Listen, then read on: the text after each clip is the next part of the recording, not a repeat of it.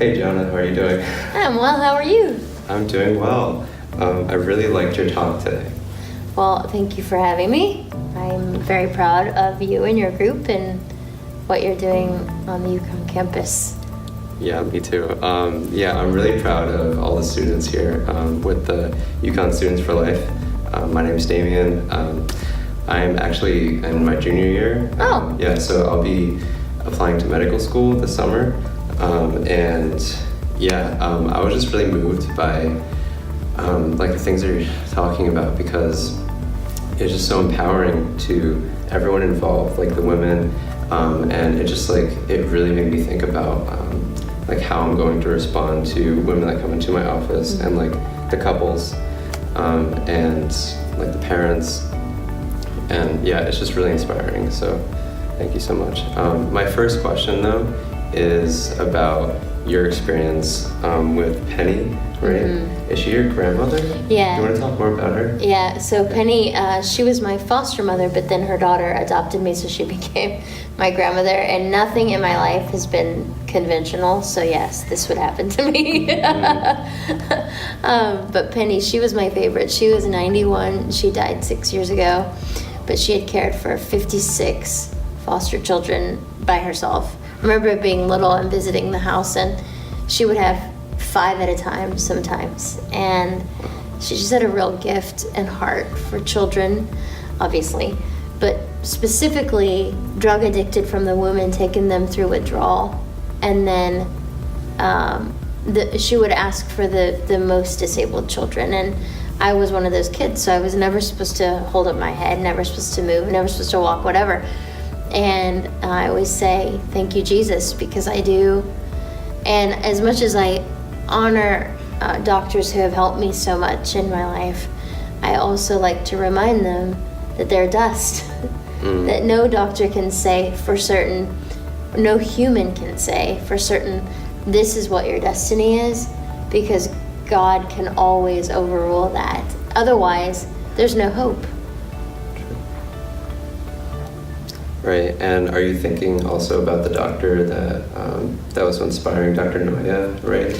Oh gosh, yeah, I wasn't thinking of him, but but Dr. Noya, yeah, he really impacted my life recently when he told me he's a neonatologist in Italy, and he works on children in utero with Down syndrome. He does amazing work and has a whole center for all the different difficult cases. He helps with those and is very pro-life. But he was telling me that I've endured the highest level of physical and emotional trauma from surviving an abortion. So it's not like, oh gosh, that's great that she survived this, how super. But he was just teaching me actually the impact, the actual impact of it.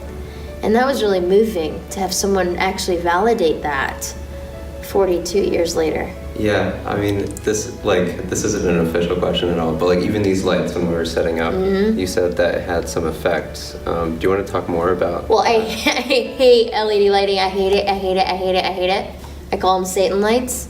I think they ruin Christmas, in my personal opinion.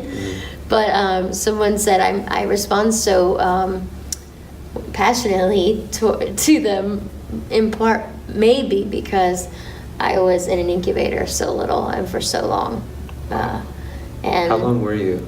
3. Well, I was in intensive care for 3.5 months.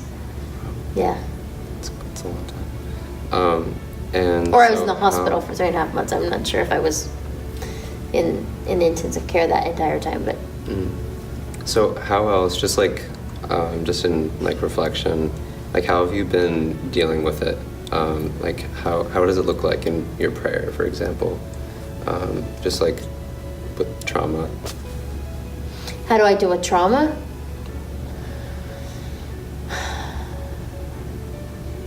Sometimes I watch the Hallmark Channel a lot. It's so cheesy, but it's so cheesy, but it's so girly and fun. It always works out in 2 hours. They kiss and they get married. How simple is that? There's no trauma, there's no conflict. Anyway, no. Also, I went to therapy, which was great, Christian therapist, but then I really am just honest.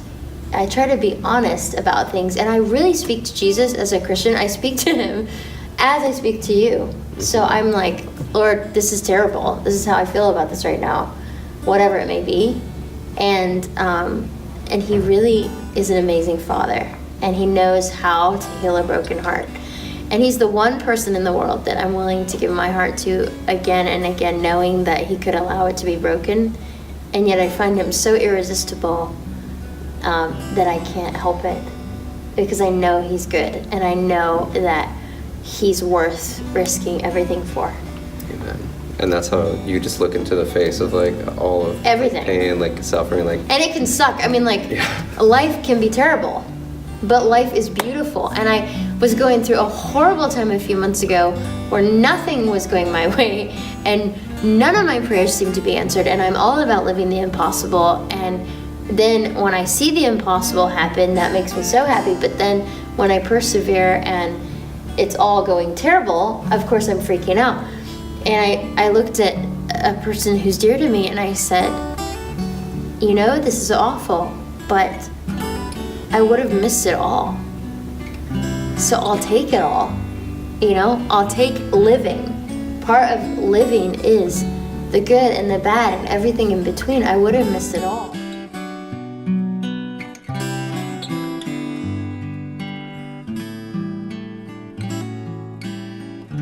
Could you tell me more about how you got into your faith and how it's like grown over time? Oh, yeah. So I knew from a really young age when my adopted mother told me about Jesus, and I was like, I just heard about him and I thought, he's it. Like, he's the one I need. My life is I'm already in trouble. I need someone to sing to and someone to help me walk. And I just knew at 3 years old, okay, I'm going to give my life to you. But here's the thing, I'm not into the cocktail party Jesus, as I call him. You know, so there's Jesus, and then there's who I call the cocktail party Jesus. And he's the one who keeps the neighbors happy, never offends anyone, never saves anyone either, because he's a Jesus that we create in our own image, and we dictate to him what he needs to do, as opposed to actually understanding that we are dust. That's very humbling. We can't make our own heartbeat. We can't do anything. That's really humbling. And so I spend a lot of time just trying to listen and do what he wants, because I'm only going to stand before him one day. Right. And I know it's not cool in our culture. If we're honest, it's not okay to talk about Jesus anymore, especially in a secular environment. And that means that I must do it even more, because I cannot change a world that I resemble.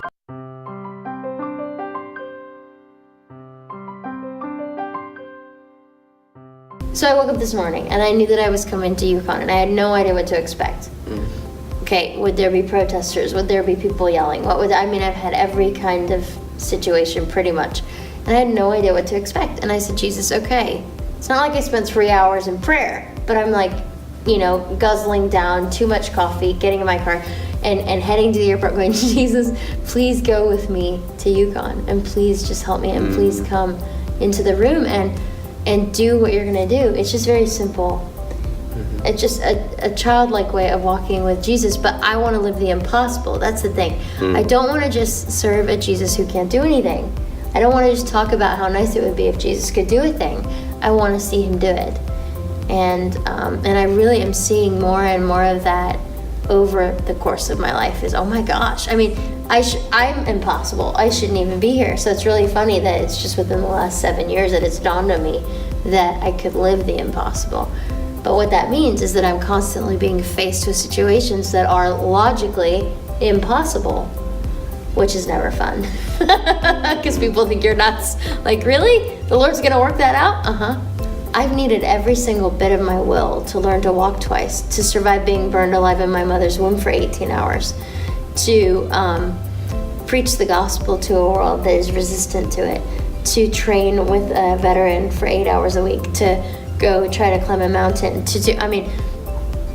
I have needed every bit of the will I possess to stand for Christ. So do you want a perfect child, or do you want a child whose will is surrendered to Christ but is equally as strong, who can stand? What do you want? Well, Gianna, I think you've been a powerful witness to life, and you're just a beautiful, strong-willed woman, and I love everything about you. Aww. Yeah, so thank you for coming, and yeah. Thanks, Doc. Maybe hug? Yes.